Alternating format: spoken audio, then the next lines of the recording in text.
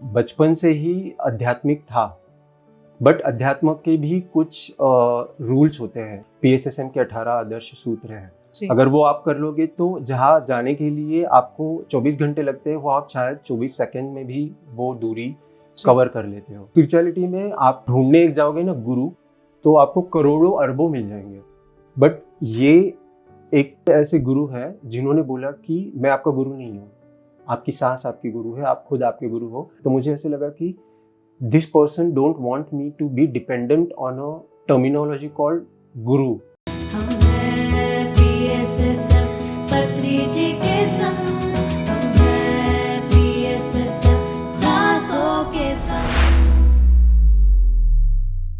नमस्कार दर्शकों, मैं प्रज्ञा सिंह एक बार फिर से आप सभी का स्वागत करती हूं आपके अपने खास कार्यक्रम हम हैं पीएसएसएम में।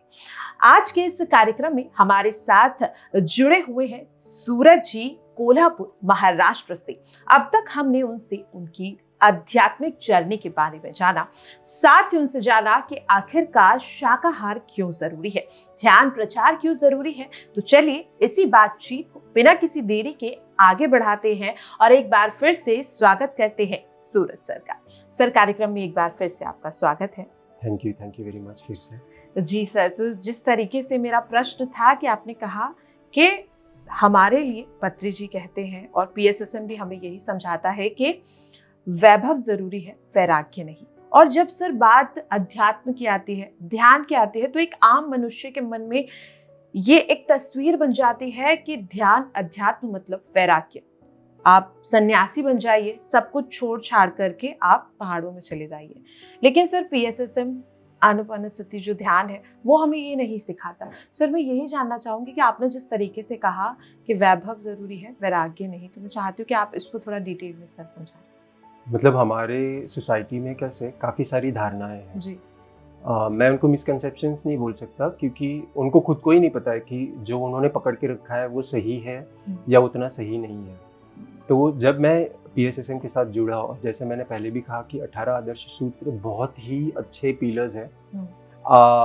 9 का जो टेबल है ना वो मुझे बहुत अच्छा लगता है कि आप कोई भी टेबल देख लो तो उसमें हमेशा या तो डिक्रीजिंग होता है या तो इंक्रीजिंग ऑर्डर होता है। But if you go particularly for the table of 9, तो 9 1 9, 18, फिर आगे जो भी है 27, 36, so every time if you add the digit it's going to come 9 only. Yes. So जो स्टेबिलिटी है, जो बैलेंसिंग एक्ट है, वो 9 का टेबल आपको बहुत अच्छे से समझाता है। और जब मैंने देखा 18, 8 + 1 it's again gonna be 9, और इतना सरल तरीके से सर ने बताया है कि मतलब जो कभी जिंदगी में स्कूल भी नहीं गया, जिसको ABCD ई लिखना भी नहीं आता है, उस इंसान के लिए भी ये 18 सूत्र, मतलब 18 में से एक भी सूत्र को वो अपना आदर्श सूत्र बना के आगे चले तो वो उसके लिए उसकी जिंदगी का जो परम चैतन्य का दरवाजा है वो खोल सकता है। तो मैं भी काफ़ी फॉलो करता हूँ। मतलब जैसे मैंने बोला कि ध्यान होता है, सज्जन सांगत्य होता है, स्वाध्याय होता है, उसके साथ में जहाँ पे भी शाकाहार रैलीज होती है, I tried my best to be the part of that wonderful journey. उसके बाद में हम लोग पैम्पलेट्स बना के सबको देते हैं। पहले तो लोग मुंह आड़ा टेढ़ा करते हैं क्योंकि ये क्यों शाकाहार के बारे में बताते हैं, तो हम लोगों ने हमारा नज़रिया चेंज किया। नाउ वी प्रमोट ओनली ध्यान जी, क्योंकि सर ने बोला है कि बाबा एक बार वो आत्मा समझ लेगी तो वो खुद ही अपने आप उस पाथ पे चलना शुरू कर देगी जी। तो उसके बाद में बहुत है कि जैसे मैं जो चीज़ मेरे लिए नहीं कर सकता, मैं वो किसी और के लिए भी नहीं कर सकता, राइट। मतलब अगर मैं चाहूँ कि मैं लग्जूरियस लाइफ जीऊँ तो मैं ये एक्सपेक्ट नहीं कर सकता कि किसी और का लग्जूरियस लाइफ खराब हो जाए। तो ये पीएसएसएम ने सिखाया। उन्होंने ये भी बोला कि every person has their own purposes and there has their own soul path and challenges to face.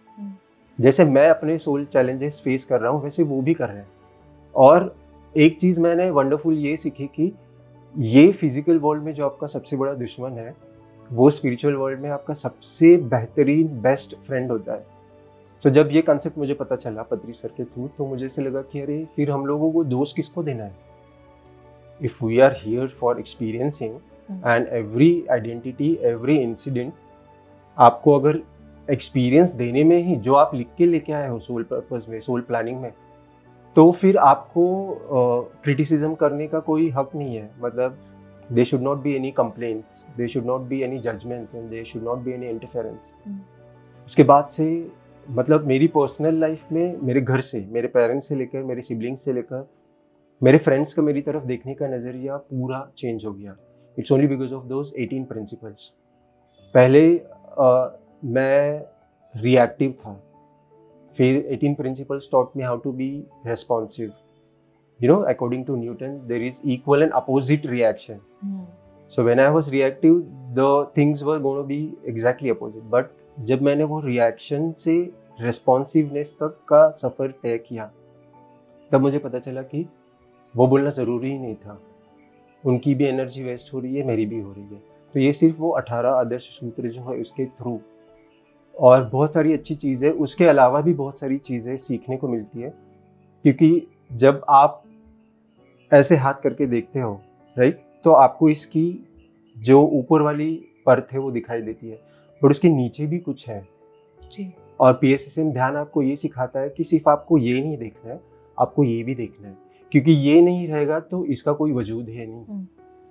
सो वो जो ड्युअलिटी है जिसमें हम लोग ऐसे ड्रास्टिकली बोलते हैं कि there is a sun and there is a moon, है ना, there is a day and there is a night, there is a good and there is a bad. It's only your perspective. ऐसा real life में नहीं होता है. Everything has a reason, everything is pre plan.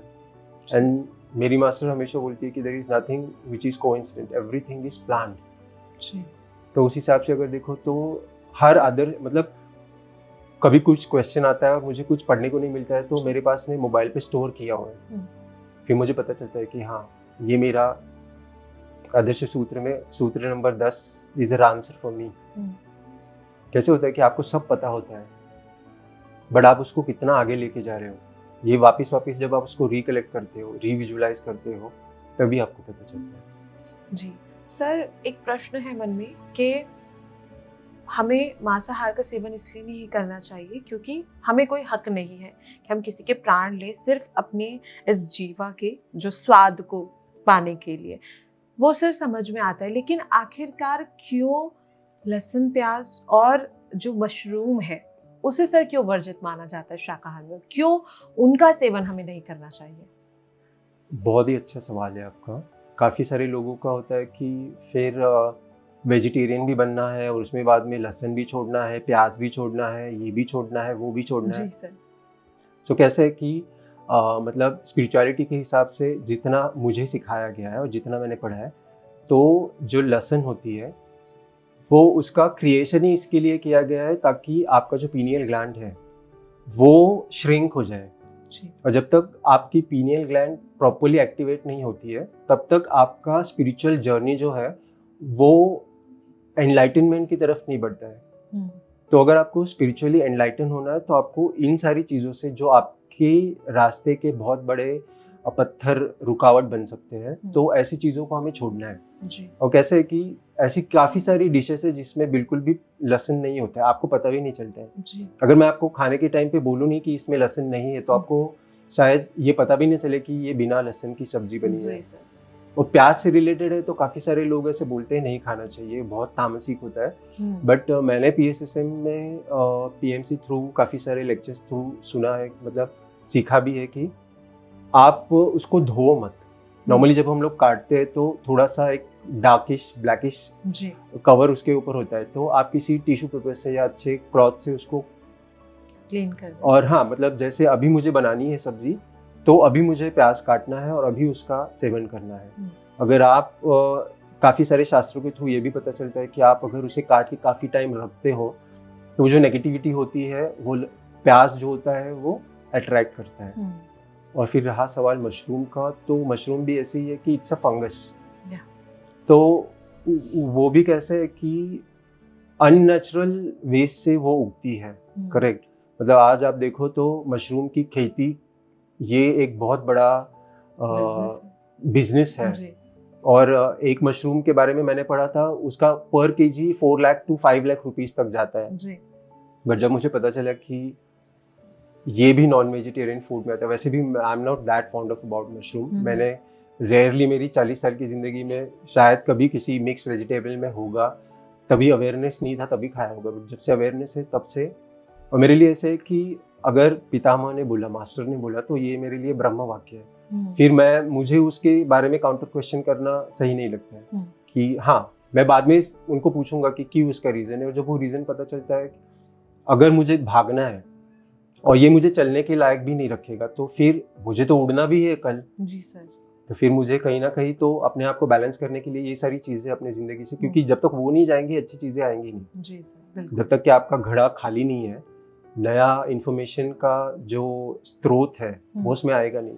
So that is how. और मुझे ऐसा लगता है कि ये हर एक का अपना अपना अवेयरनेस है, राइट। किसी को कुछ अच्छा लगता है, किसी को कुछ अच्छा नहीं लगता है, बट आपको अगर ये है कि if I want to make this lifetime as a last life, pyramid master बन के एक, अगर मुझे अपने ये ज़िंदगी का आखिरी जन्म बनाना है, तो इसके लिए जो भी पॉसिबल वे है वो मुझे करना है। और उसमें अगर मुझे गुरु के द्वारा मार्गदर्शन है कि आप मत खाइए, then it is it's like pleasure for me कि वो मुझे और एक रास्ता बता रहे हैं कि मुझे सिर्फ दौड़ना भागना नहीं, मुझे एक दिन उड़ना नहीं। Thank you sir. हमेशा से हम सुनते आ रहे हैं कि everything is a pre plan, लेकिन जब हम पत्री जी को सुनते हैं तो वो कहते हैं कि we are creator of our own life.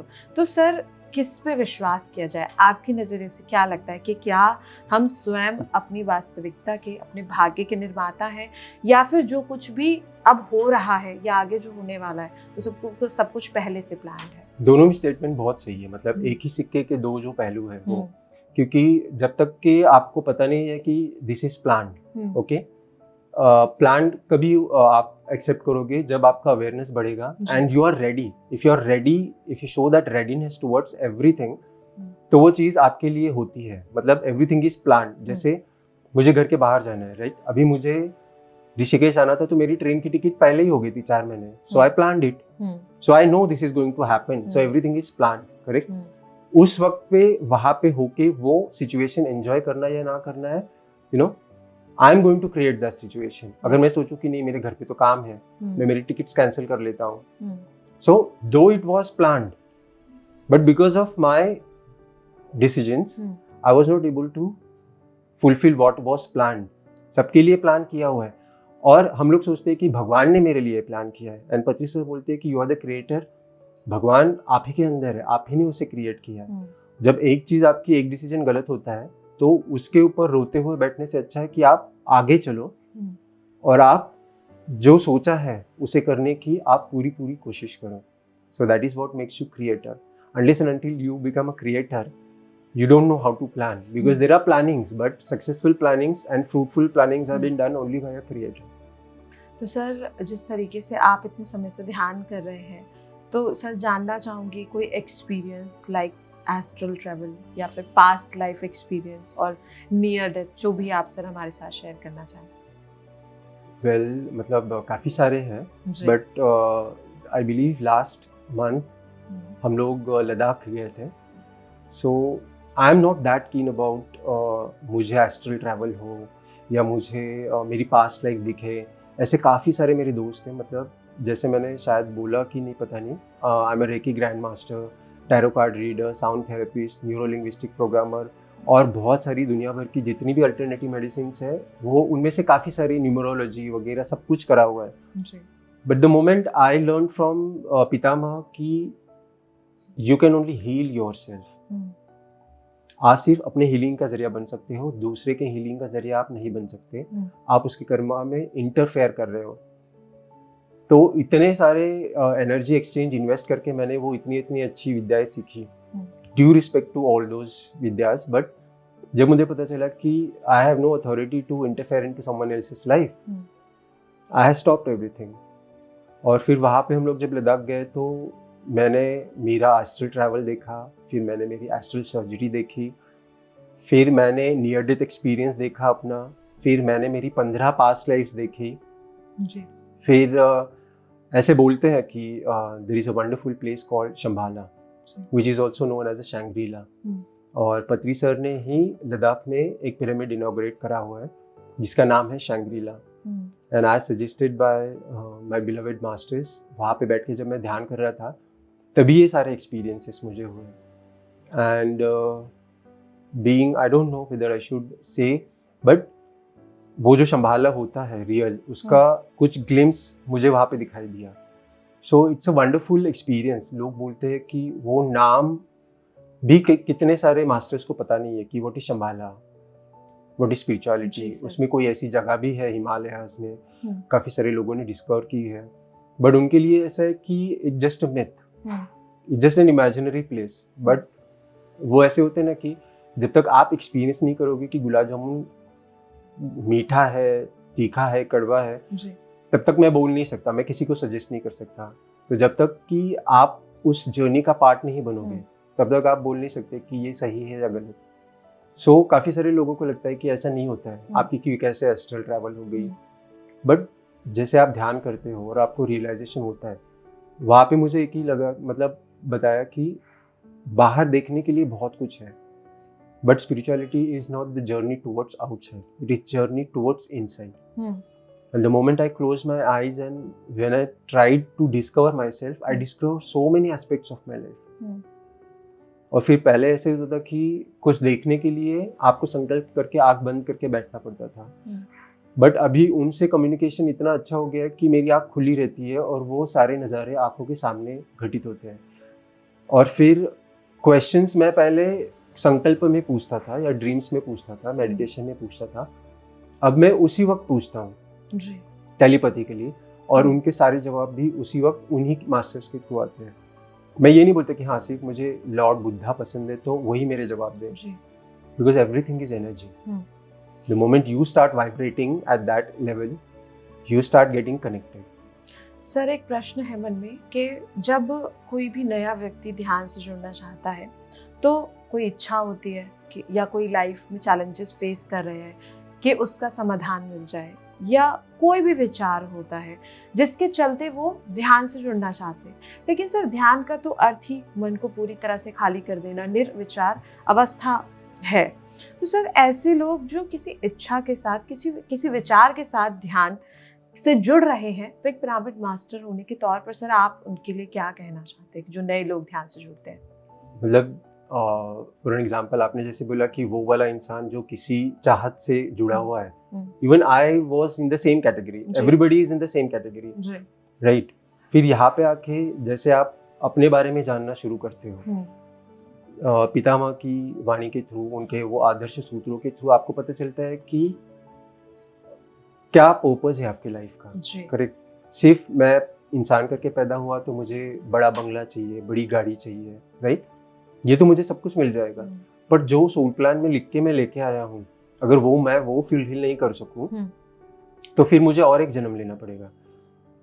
मुझे भी ऐसे लगता था कि मैं भी करोड़पति बनूं, मेरी भी हेल्थ अच्छी हो, राइट, सब लोग मुझे नमस्कार करे, मेरे सामने झुके, या तो फिर मेरी वाहवाही करे ये। बट जब मुझे पता चला कि these are the lower aspects of the physical life, and क्यों मिली है फिजिकल लाइफ, जब इसका अंदाजा आया तब पता चला कि अरे मतलब गाड़ी नहीं है तो जिनके पास में गाड़ी नहीं है वो लोग भी तो जी रहे हैं, जिनके पास पैसा है नहीं वो लोग भी तो जी रहे हैं, करेक्ट। तो आपके पास है तो आपने ज़्यादा क्या किया एक्स्ट्रा। और जैसे हमें स्पेसिफिकली बताया जाता है कि सेवा जी, एंड लॉर्ड लक्ष्मी जो है उनको हमेशा बोला जाता है कि पैसे के रूप में ही लोग दिखते हैं, बट मैं भी जैसे मैंने बोला कि मैं कोल्हापुर से हूँ, कोल्हापुर में माता लक्ष्मी जी का बहुत अच्छा महालक्ष्मी मंदिर है। तो मैंने एक चीज़ सीखी कि सेवा क्या होती है।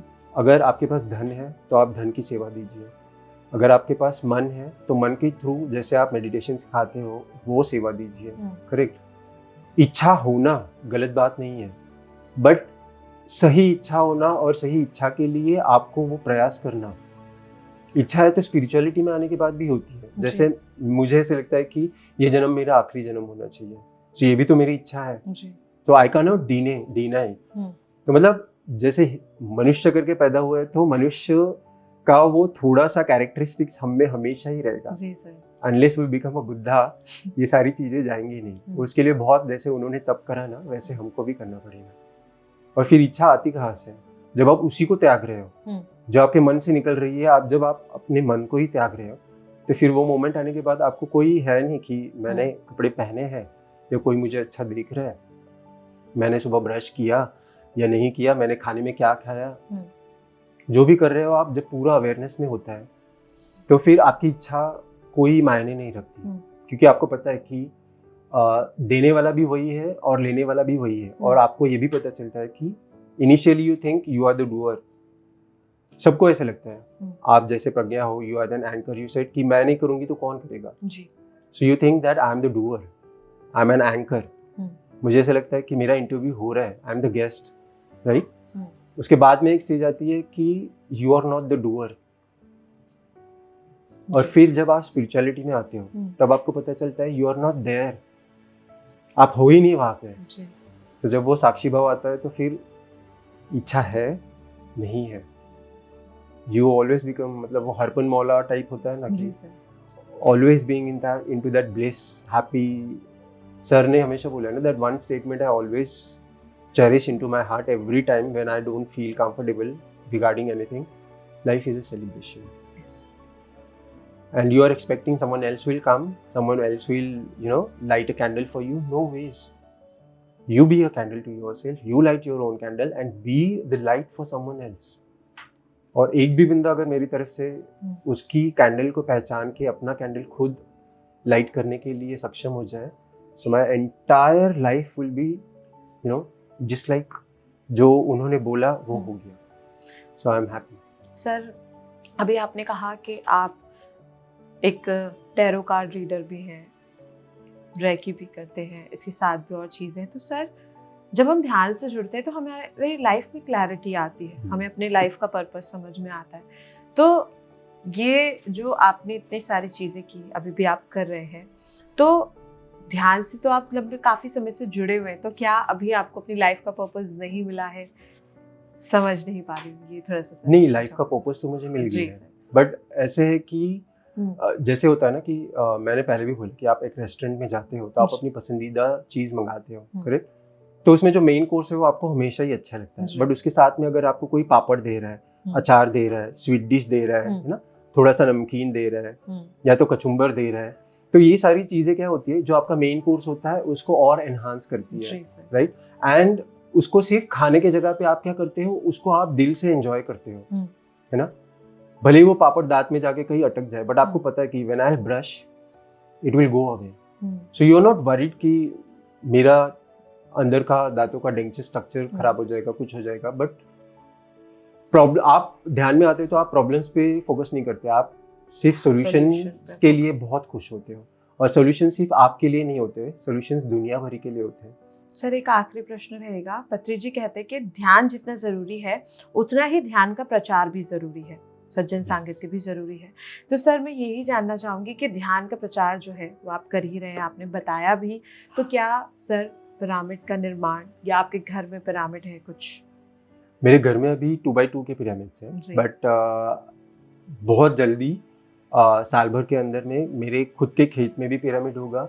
और जो एरिया में कोल्हापुर में मैं बिलोंग करता हूँ वहाँ पे हम लोगों का कोल्हापुर पिरामिड ट्रस्ट एक बार बन जाएगा। सो ट्रस्ट थ्रू हम लोग वहाँ पे भी महालक्ष्मी पिरामिड बनाएंगे, जो सर का खुद का मतलब मेरे लिए दिया हुआ मेरी ज़िंदगी का पर्पस है, जिसका नाम भी उन्होंने बोला कि महालक्ष्मी तो पास में ही है बाबा तुम्हारे, तो पिरामिड का नाम भी महालक्ष्मी मेडिटेशन सेंटर ही रख देना। तो मेरे लिए वो बहुत अच्छी चीज़ है। और उस वक्त तक मैं वहाँ पे रहता था, वो महालक्ष्मी सिर्फ आधे घंटे के डिस्टेंस पे थी, बट अभी ऐसे लगता है कि वो कितनी भी दूर है, अभी वो दूर नहीं है, वो यहाँ पे है। बिकॉज दैट सेवा वाला जो फीलिंग है वो अभी इतना ड्रास्टिक है कि अब ऐसे नहीं लगता है कि मुझे स्पेसिफिकली ट्रैवल करके उनके मंदिर में जाना है, अभी वो वहीं पे होती है। मतलब पितामह से भी ऐसे ही है कि बाबा कुछ सीखना है नया या तो कुछ पूछना है तो आँख बंद कर लेता हूँ, फिर क्वेश्चन कर लेता हूँ, फिर जवाब अपने आप आ जाते हैं। और जो मेरी सोच के बहुत परे होते हैं, और मैं सोचता हूँ कि अभी भी मुझे कितना सीखना बाकी है। जो पितामह नाम का इतना बड़ा समंदर है, उसमें एक बूंद का आधा भी नहीं मैं हूँ, बट जब वो पूरी बूंद बन के मैं उनमें गिरूंगा तो मुझे लगता है कि then there will be no difference between him and me. So thank you. जी सर, वाकई में अद्भुत जिस तरीके से आपने ध्यान का, शाकाहार का, सज्जन सांगत्य, हर एक चीज़ को जितनी खूबसूरती से सर बताया, इन सभी सवालों के जवाब देने के लिए आपको बहुत thank you very much. Thank you Pitamah, thank you PSSM and thank you PMC Hindi. जी। तो दर्शकों, कार्यक्रम में हमारे साथ जुड़े थे सूरज सिंह जी, जिन्होंने ध्यान का महत्व बताया और साथ ही उन 18 मूल सिद्धांतों का महत्व भी बताया जो पिरामिड मास्टर्स के लिए यहाँ पर बनाए गए हैं। ध्यान का प्रचार वे आज भी कर रहे हैं और अपने लाइफ के पर्पस को भी यहाँ पर समझ चुके हैं और अब उनका उद्देश्य है कि किस तरह से पिरामिड का जो निर्माण है वो यहाँ पर करवा सके। आप भी ध्यान करिए, ध्यान का प्रचार करिए, क्योंकि ब्रह्म ऋषि पितामह पत्री जी भी कहते हैं कि ध्यान जितना जरूरी है उतना ही ध्यान का प्रचार भी जरूरी है। तो आज के लिए इस कार्यक्रम में इतना ही। मुझे दीजिए इजाजत और आप देखते रहिए PMC हिंदी। नमस्कार।